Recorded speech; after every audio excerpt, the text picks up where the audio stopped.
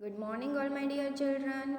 I welcome you to GM Danda Primary School e-learning session of subject computer.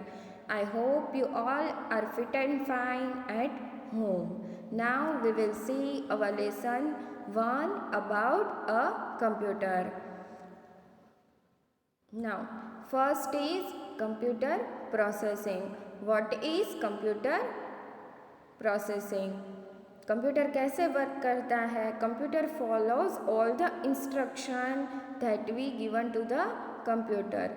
हम जो भी computer को instruction देंगे वो उसको फॉलो करेगा और उसका एक रिजल्ट हमको देगा. It means it takes input from us, do the process on it and give us the output. ये आपने पहले भी पढ़ा हुआ है. I hope you all understood that. Now our second topic is computer hardware. You all know the hardware. What is computer hardware?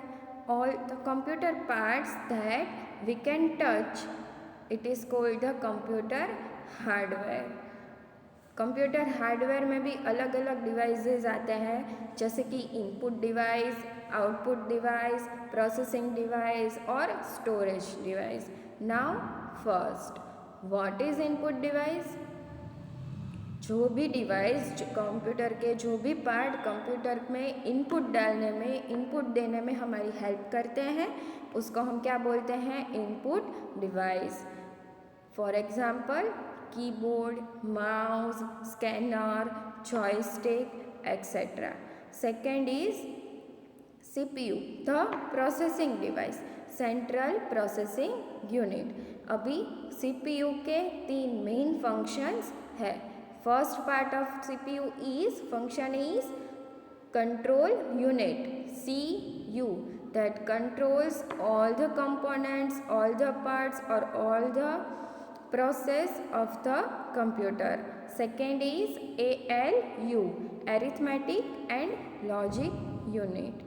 It is process on all the calculations of the computer.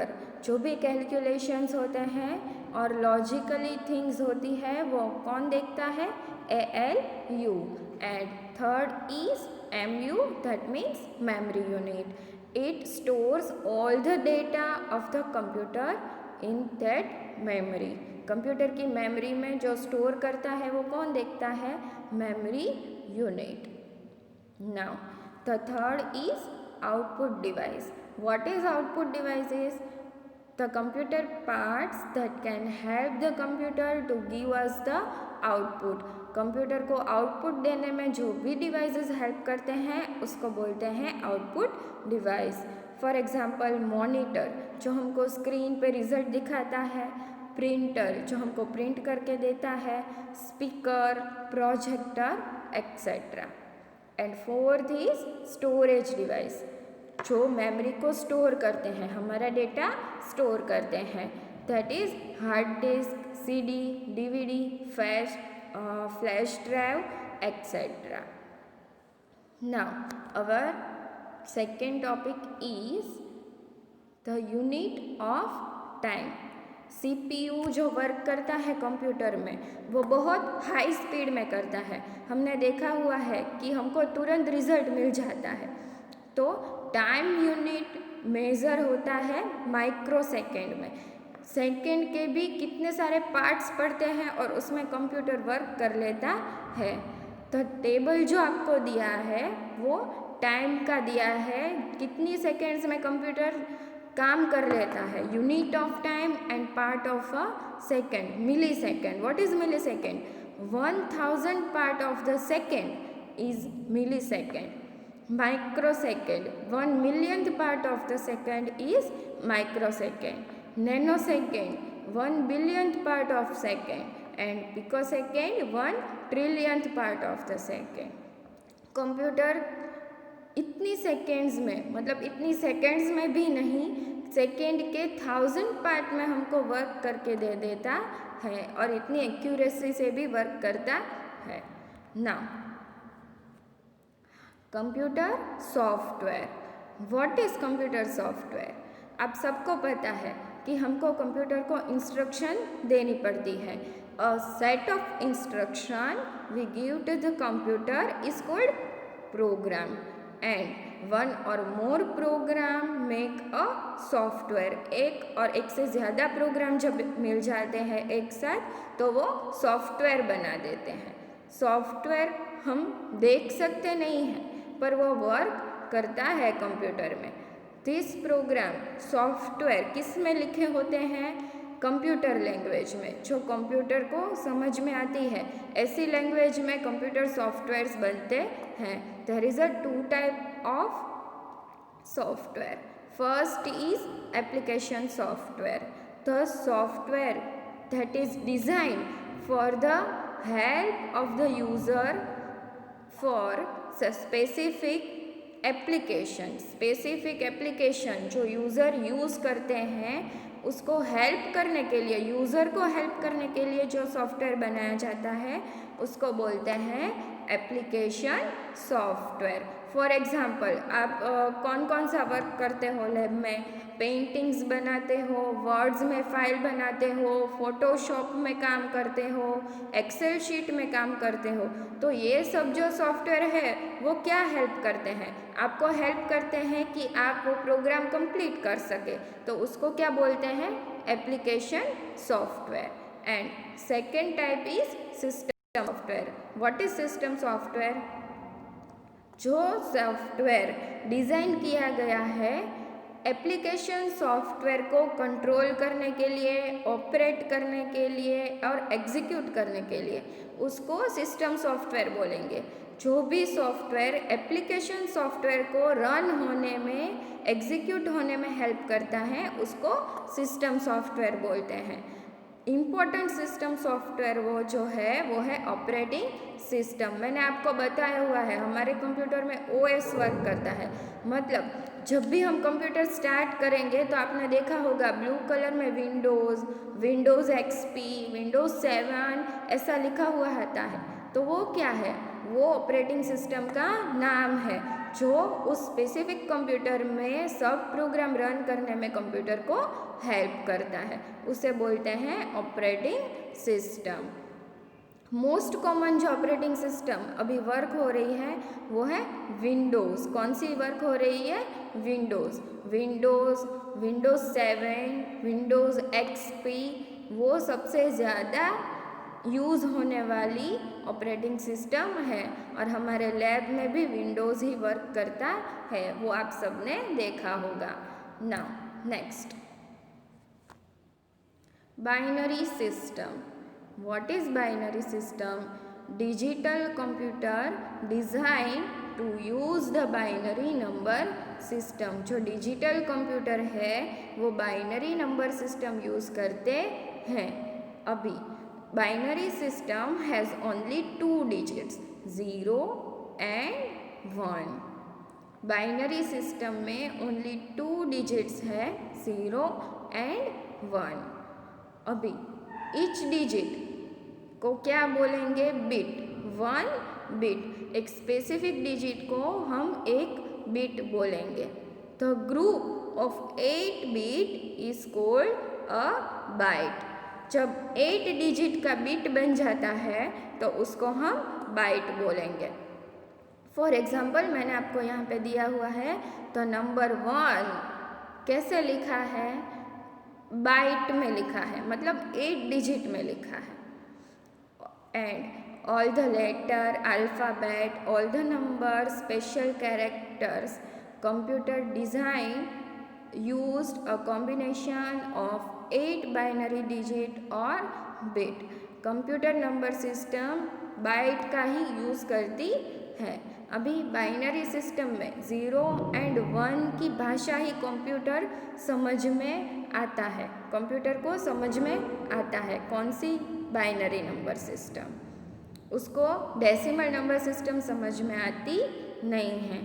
जो भी हम work करते हैं वो binary system में convert हो जाता है और बाद में कंप्यूटर उसको प्रोसेस करता है.